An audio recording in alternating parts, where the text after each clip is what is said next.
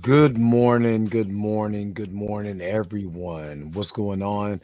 Welcome to another episode of the Dre Max Show, 6:30 in the morning edition. Wake up, wake up, wake up, wake up, wake up, because I'm still trying to wake up right now, man. Hopefully, everybody is having a great morning, a good start to the morning, or if you're getting off of work, hopefully, you had a great day at work. Everything was going good.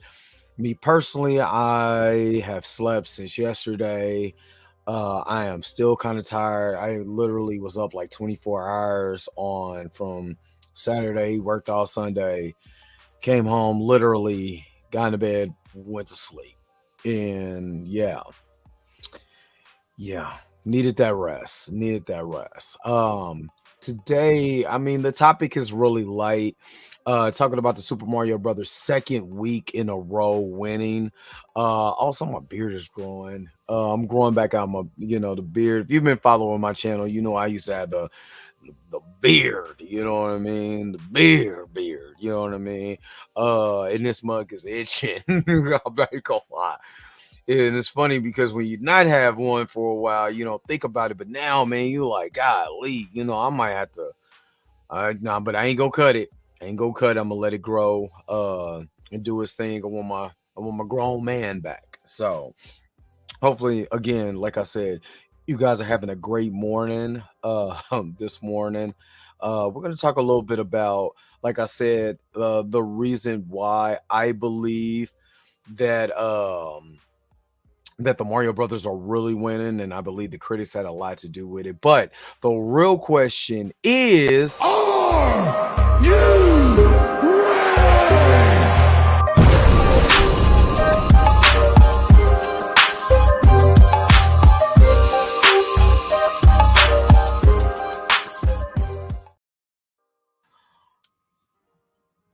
all right, okay. I want to, before I get started, again, like I said, hopefully everyone is doing amazing today. But before I get started, I want to talk about something that is how can I say this? It's because I was looking, and, I was looking for stories this morning. I'm on Twitter, and stuff like that. And I know Netflix had a show that I'm not privy to. I know they had the debacle on the live show last night, but I want to talk about this story that has put my city, Kansas City, if you don't know, and I checked the analytics, man. Shout out to like the people who's watching me on like LA and Houston and all kinds of different places. I need Kansas City to step up. I honestly need Kansas City to step up because I don't even see out on my analytics for my YouTube channel. So I need Kansas City to step up, man. I need that support from the city. But besides us winning the Super Bowl last year, and us holding the NFL draft, something caught my attention within the last 24 hours while my city is on the map right now and is trending on Twitter.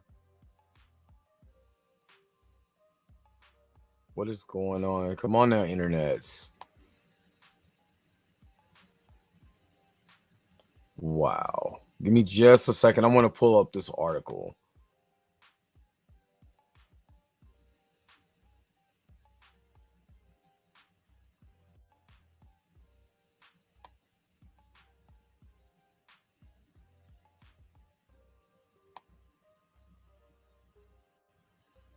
Give me just a second. I'm gonna have some like my whole internet is getting like going like super duper slow right now. What are you doing?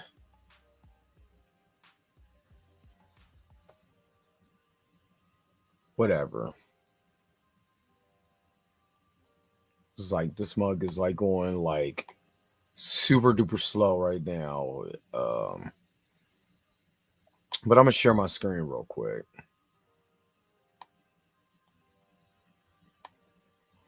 And of course, I'm doing entertainment news or whatever, but I'm not going to disregard what's going on, especially when it comes to my people.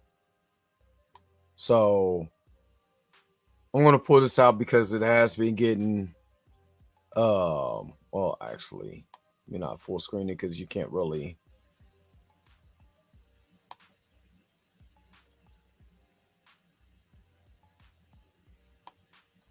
put it more like this. So, Kansas City police chief says investigation of teen shooting is moving quickly. There was a young man, a young black teenager who accidentally knocked on the wrong door and was shot twice by a white neighbor. Um, don't Still don't know why this little brother was shot twice because he knocked on a door, but this has been getting national news. And again, for the last 24 hours, I've been at work. And I work physical labor, so I didn't know what was going on. But I seen this story and I want to talk about this because again, I'm not going to be able to, talk about the things that we talk about and ignore the things that's happening in my neighborhood. So, because that's not the way I roll. And if anybody knows me, I don't roll like that. Give me just a second. So hopefully you guys are able to see this. It said police chief Stacey Grass and Sunday the police department is working to make sure the investigation of the shooting of a black teenager moves as quickly as it can so the case can be presented to the Clay County prosecutors. I want everybody to know that I am listening, Graves said at the news conference at the Kansas City Police headquarters downtown. I understand the concern we're receiving from the community. Now, the thing on this is that they arrested the homeowner that shot this young brother twice, and then they let him go. And that is what the concern is from the community, is that from what the story says, and I'm gonna get to it in a second, that the young brother came up, knocked on the door accidentally, and this little brother is the same age as my son. You know what I mean? He knocked on the door accidentally. The homeowner came out and just shot the kid twice. You know what I mean? Like, so let me get more into the story. It said the 16-year-old boy, who family members have identified online as Ralph Yarl, was hospitalized Thursday night. And this happened Thursday. After he was shot while trying to pick up his younger twin brothers. Police said he went to the wrong house and was shot at that house. They have not identified the shooter or his race. And I'm not for sure what. This is from the 16th. They've already identified who the person was. It said police initially said Ralph was in stable condition but had life-threatening injuries. His current condition hasn't been released, other than he is stable. Now, there has been, I'm gonna stop sharing this screen. There has been more information. There's been a rally from the community for this young brother. And again, this is one of the heartbreaking things that goes on in the community, because you have to ask the question why. Why was this kid shot in the first place twice if it was a misunderstanding? And again, there's a lot of things that has happened in society. I mean, we go all the way back now. It doesn't seem long ago to me that Trayvon Martin happened, or Sean Bell, or a lot of these guys happened. But these are the things that has happened where a young black man was shot for no apparent reason. In this case, he just went to the wrong house and was shot. And this has been picked up by CBS News. And they're going off of the Kansas City Star in this article that I just pulled up. But I want to read something to you real quick. And again, because this is happening in my hometown, even if it wasn't happening in my hometown, man, I'm not gonna stop.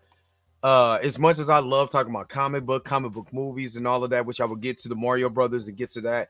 When something like this happens, and especially on a national scale, as it's happening, my personal feelings is my prayers or to that family, because as a father of a set of twins myself that my kids turned 16 in May, I wouldn't know what to do or to feel, because I'm not going to think with logic. I'm going to think with straight emotions, and my emotions is probably going to get the best of me if that was to happen to my kids. I'm gonna be honest with you. If that was to happen to my child, I don't know exactly what I would do.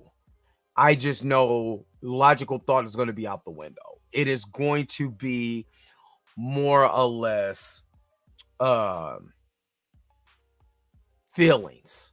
That's all I can say is feelings. And again, I had a classmate that lost their daughter recently. My condolences go out to them. I just, as a father, I wouldn't know what to do in this situation. So my prayer and strength go out to the family and to this young brother. Again, I don't understand, how can you walk up to somebody's house on accident and they shoot you twice, not once, twice, without no explanation. With it ain't like the little brother was causing trouble. It ain't like this little brother had a weapon on him or anything. He was coming to pick up his twins. Where in society are we going to say enough is enough? When are we not going to start holding these and I believe in the right to carry, you know what I'm saying, the right to bear arms. But when are we going to start holding gun owners responsible when they do things like this? And I know I'm not for sure if Missouri is a stand your ground state or whatever, but what is he doing to cause a threat for him to be shot? What is he doing for this young brother to walk up to go get his younger siblings, and his life is in the balance right now?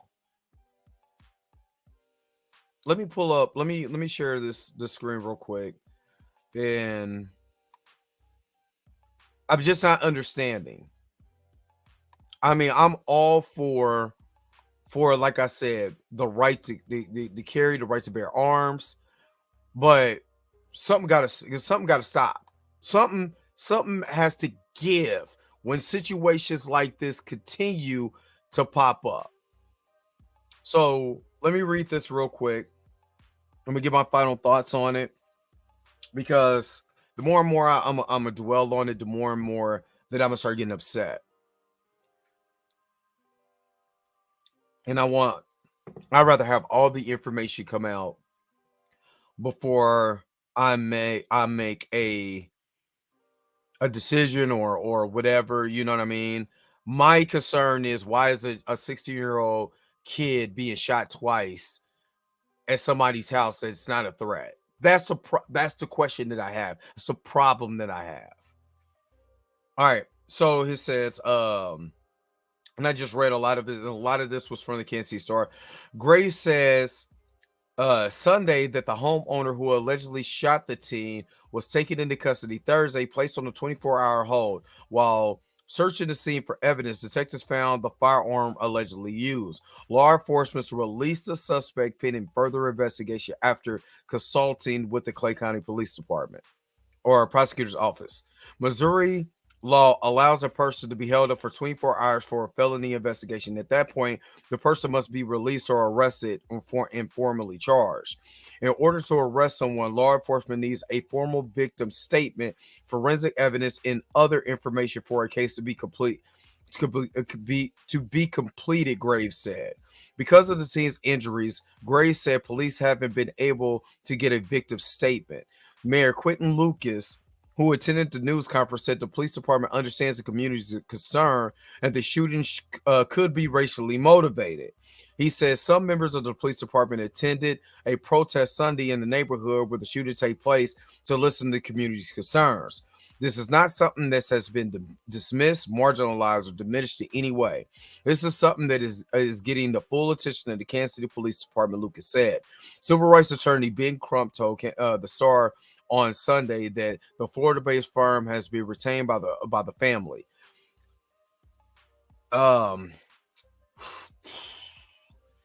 It seems like I'm not gonna lie. And again, I'm going to say this, and and we don't know the full extent of what happened or whatever, because the person who shot him was on a 24-hour hold, and then he was released. From information from social media saying that said the person was white. Was it racially motivated? We don't know. We don't know anything, because he was held on 24 hours and then he was released.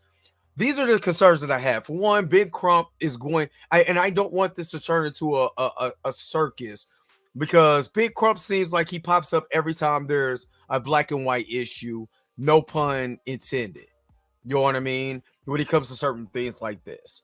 Um, Also at the same time, um, I need to I the little brother is sitting in critical condition, or is sitting in the hospital, with gunshot wounds or whatever. We don't know his condition is or anything. But my understanding is that if there's not evidence of this kid being a threat, why hasn't an arrest been made? And we always go back to, what if the shoe was on the other foot? And being honest with you, if the shoe was on the other foot, if a young white kid came to my house right now and I shot him twice without no motivation, without no threat, no nothing, I just shot the kid, would I be in jail right now, or would there be a 24-hour investigation and I'd be released after 24 hours? Just saying. Just saying. These are the things, these are the reasons. And I want the Kansas City Police Department and Mayor Lucas to understand, these are the reasons why the people like Ben Crump and all of that come and pounce on things like that, because we are not doing the initial things that should be done. That homeowner should be in jail right now. He shouldn't have been released after 24 hours. He should be locked up pending investigation, because exactly how that happens, a lot of us go to jail pending investigation, and then we're released after the investigation is found null and void. You don't have to worry about a Big Crump coming in national media and all of that, because if justice is not served, again, we've seen this, and I'm not saying that I'm talking about inciting any type of riot or anything. Excuse me. But what I'm saying is, because of the neglect of the situation, these are the reasons why you have all these big protests, and you have things that happen. Next thing you know, you have Minnesota happening. You know what I mean? You have LA happening. You have St. Louis happening with Mike Brown. You know what I'm saying? With Trayvon Martin. All these other Breonna Taylor, because nothing is being done initially that is normally done to us. That's what I'm saying. And that's a problem that I'm having. So to be able to curb this, all you have to do is do the right thing, and we don't have this problem. Let me finish this, and then I'm gonna go on to the next subject. This is what Big Crump said. Says civil rights attorney Big Crump told the Star on Sunday that his Florida-based firm has been retained by the team's family. You can't just shoot people without having justification. When somebody comes knocking at your door and knocking on your door is not justification, and he's absolutely right. This guy should be charged, Crump said. Crump has represented the families in several high-profile cases, including Trayvon Martin, Michael Brown, as well as Ahmaud Arbery, Breonna Taylor, and George Floyd. And again, we've seen a situation, what happened with George Floyd. And if the Kansas City Police Department doesn't jump on this and just arrest the guy, put the man in jail, pending all the evidence. That's it. That's all you got to really do. You know what I mean? And then you probably won't have the backlash from the community. But when the guy goes free, you're setting yourself up. And I understand the rules and all of that, and all the information that has been out there is that this man has no justification to shoot anybody. So I'm saying, if it was me, I'm in jail. I'm just saying, I already know. I did the video on the cautionary tale of Jonathan Majors. When you're in a situation like that, especially being a black male, there's no error when it comes to what you do. This woman could have put her hands on him, could have been beating him up in the car. That man will still go to jail. and plenty of other black men have been in situations where some things has happened and they go into jail. There's a story of a guy who spit on a cop and now is looking at 70 years. Assault on an LEO doesn't carry no more than a 7-year sentence. The things that are perpetuated with us is frustrating. And I don't care how much movie news and stuff that I'm doing, this affects my people. And things like this continues to affect, just like how when brothers are killing other brothers out here, how it affects my people, this affects my people. And we need to put an end to all of it. To all of it. Let me continue to read, and I'm a land this thing out and get to the story at hand. He said the homeowner initially shot the teen in the head and then a second time after the boy fell down to the ground. That is heartbreaking. As a father, that is heartbreaking to hear. The man is not a monster. He's not 7 foot tall or so intimidating that you have to kill this little boy or shoot this little, not kill him, but shoot this little boy. He said the family has also retained Lee Merritt, a Texas-based. They're getting up the big guns. I'm telling y'all, there's no Kansas City people in this. There's none of the lawyers from Kansas City going to take this. Lee Merritt, Big Crumb, this is going to turn into a media circus, and y'all don't do the right thing. And this reminds me of do the right thing. I'm just saying, and this is the reason why, we have a disconnect between the community and police. This is one of the reasons. I'm not saying this is the sole reason, but this is one of the reasons why you have a disconnect and why things have to be changed. Let me see. A Texas-based civil rights attorney who previously represented the family of Cameron Lamb, who was fatally shot by KCPD Detective Eric Balkernier in 2019. I can't pronounce that name, and I believe I did a podcast on that. Crump said, based on what he was told by the teen's family, the shooter is white. It is inescapable not to acknowledge the racial dynamic at play. And again, if you would have arrested the guy, you don't even have these angles of is it racially motivated or whatever. You know what I mean? It could be racially motivated. We don't know. You know what I mean? But now they could be able to paint the narrative that it is. But if you would have, the KCPD, if you would have did the right thing and did your investigation and locked this guy up because he shot a kid, we wouldn't have this problem. Let me see. Y'all meant to pick up his brothers from a friend's house on 115th and Terrace. He ended up ringing the bell at the home on 115th Street. Faith Spoonmore, the teen's aunt, wrote online. She wrote that her nephew Ralph Pearl Yarl was on his way to pick up his twin younger brothers from their friend's house a few blocks away from his house. He didn't have his phone.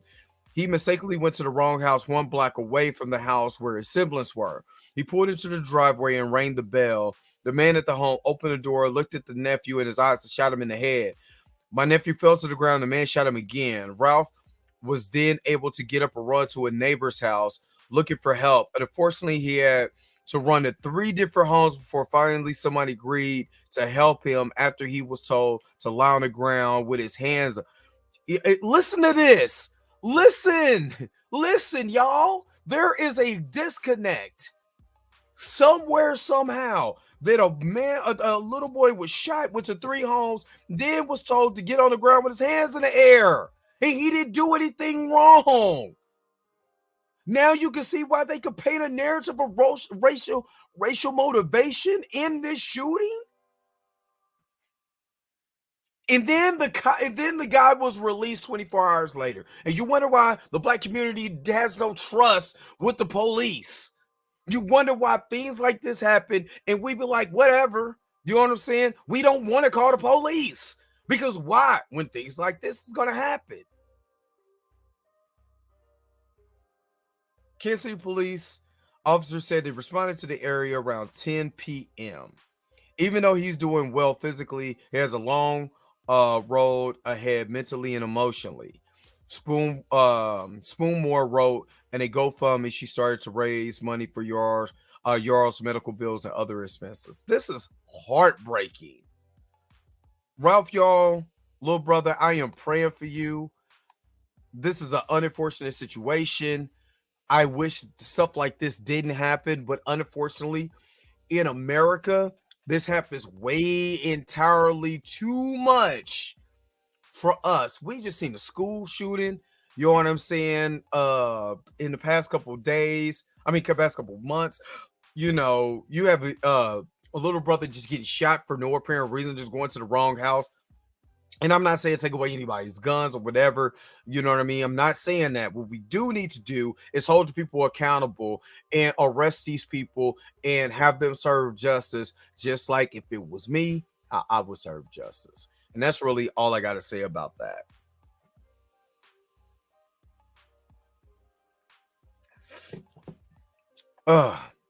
And and again, it's unfortunate. It's unfortunate. All right, let's get to I don't know what's going on with my internet. It's running like super. I can hear it in my headphones. It's going super slow.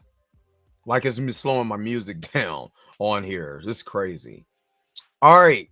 Super Mario Brothers wins for a second week in a row. And I'm going to pull up the story from CBR. I'm gonna let my internet kind of catch up with itself. I don't know. I mean, got the Google Fibers, man. Maybe I need to ramp up to that, the bigger gig, the bigger GBs, so this thing could run a lot faster than this. Because man, I got stuff to do. I need the stuff to move. You feel me? Now I talked about Super Mario Brothers and the critics and all of this. I went to go see the movie twice. Super Mario is doing quite well for all the critics to bash it. Now, my question is, I wonder, is the critics the one who made this movie blow up the way that it did? Or here's another theory that is literally the source material come to life and people actually enjoyed it. Now, I did plenty of videos on The Last of Us and how I said that was one of the best game to movie show adaptations that I ever watched. And I gave that show high praise, even though I never played the game itself. I gave it a lot of high praise for the liberties that they took, how they stuck almost like 85% to the game, and the other 15% they developed other characters or whatever that tied into the story, tied into the overarching arc of the story, and how that made the story great, how that made this show succeed where others didn't. The Super Mario Brothers movie did exactly that. A video game adaptation come to life. And I'm going to tell you exactly why this should be in that same conversation as The Last of Us. So, over the weekend, I went and bought Super Mario Brothers Deluxe. I know that game came out a long time ago when the Switch first dropped. That was one of the ones because it was basically a redo of the Wii game, right? The one that came out for Wii and Wii U. So I bought it, wanted to play it, bought it from GameStop, and I was like, man, I need a good Mario game. You know what I'm saying? Because I don't have one. So let me go check this game out. And the opening of the game literally is Bowser coming after Princess Peach, throwing Mario, Luigi, and two toadstools across the board, and you have to start all the way over just to get to the castle. There is power-ups. There's in that game there was an acorn power-up. I've never seen this, and Mario turns into a flying squirrel. my first time playing the game because I'm an old school Nintendo player. The last Mario game, last Mario Brothers video game that I beat was Super Mario World. That was the last one I beat.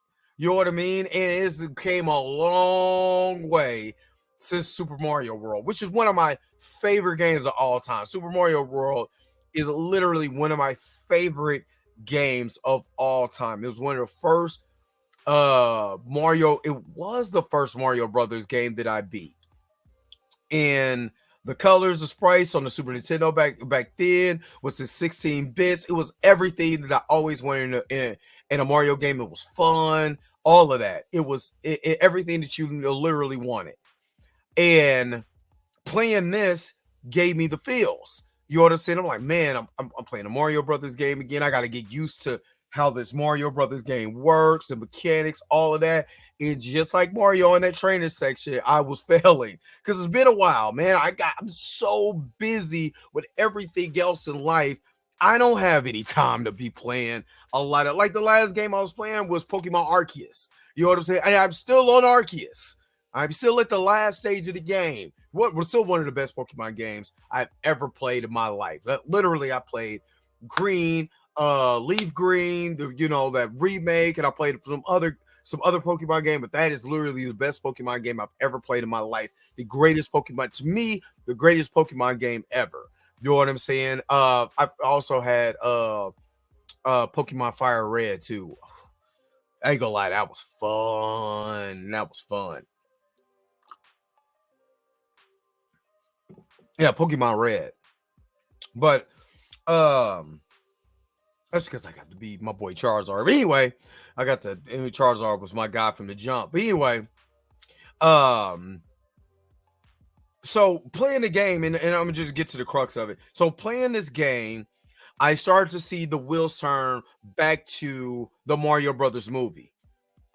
The platforming, the way he runs, all of that was literally the premise is super simple for the Mario Brothers. It's not convoluted.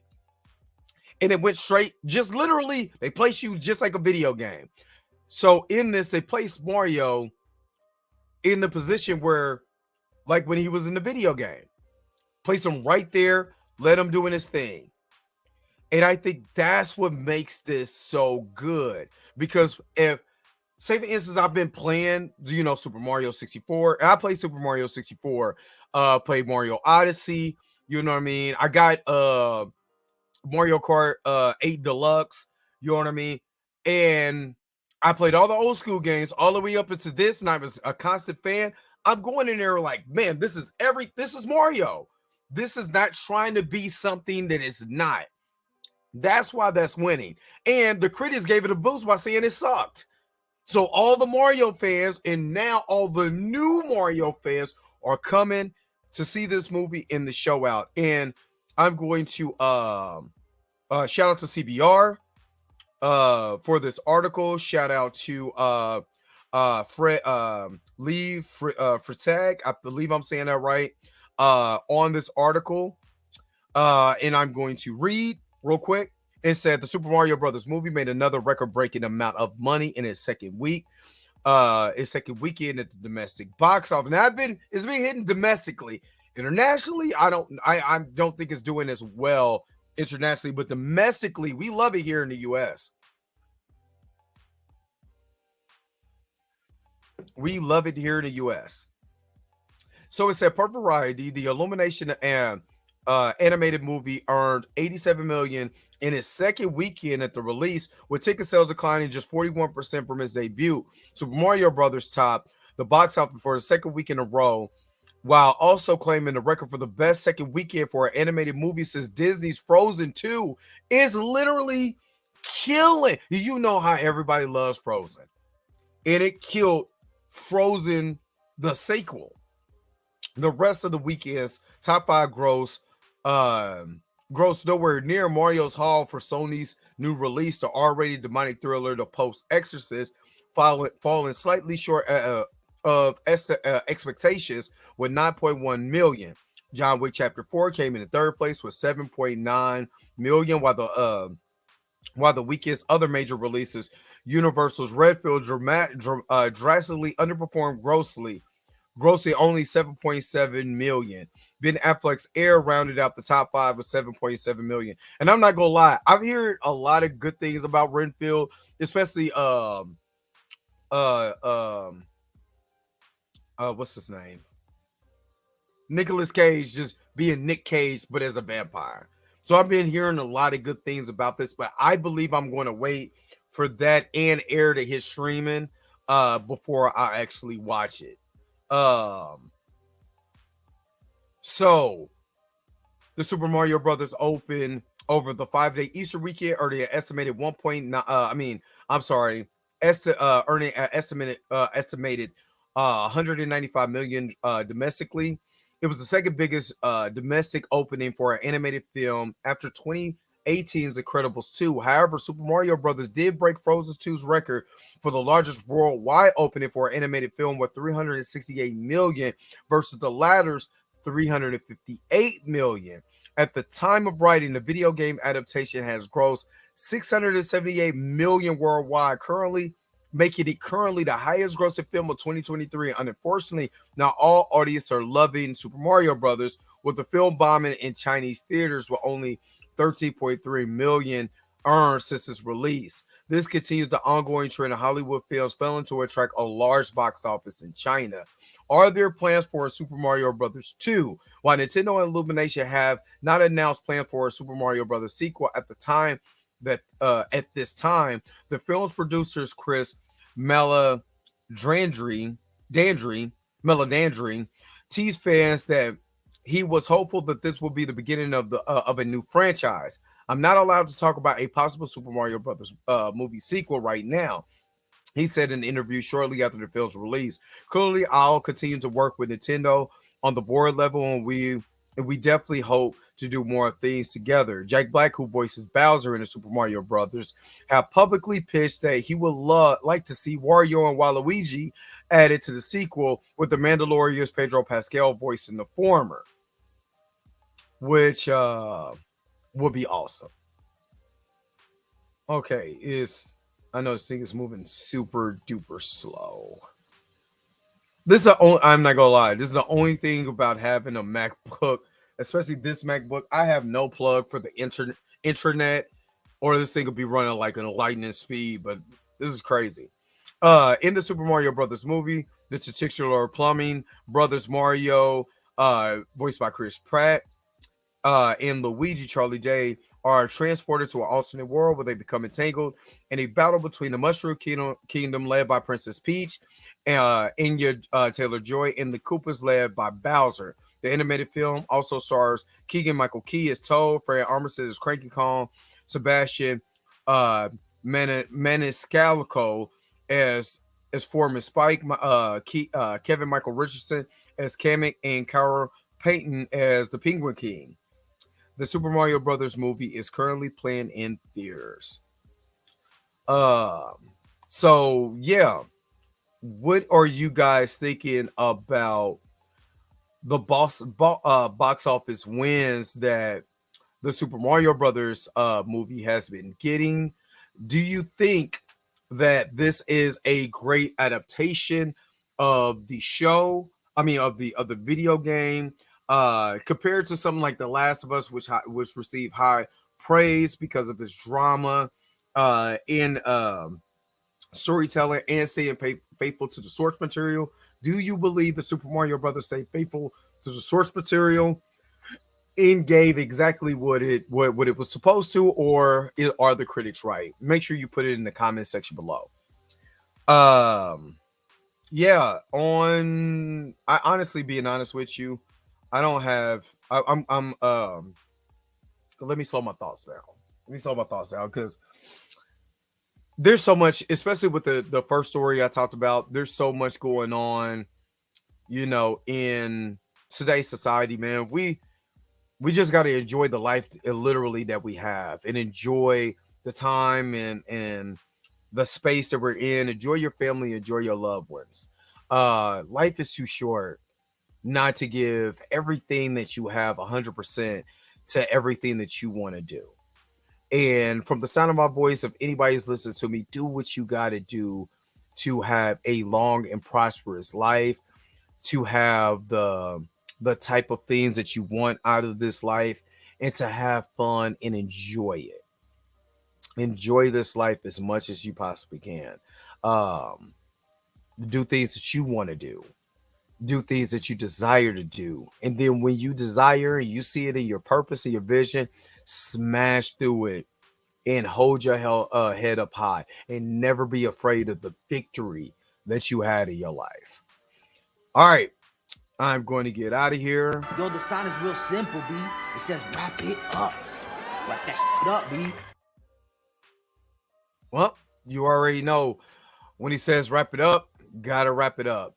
Hopefully you guys enjoyed this episode of the Dre Max Show. Shout out to all the people who's been watching my videos. I really appreciate the support. Let's continue to grow this channel. I am 250 subscribers away from 2,000. At that time, I'm going to give away, when I get close to that, I'm going to give away a $100 gift card to one of my subscribers. So I believe that that is fair because I have been putting in a lot of work and I want to give back to everything that I've been doing and stuff like that. So I want to give away a $100 gift card to one of my winners, one of my subscribers on my channel.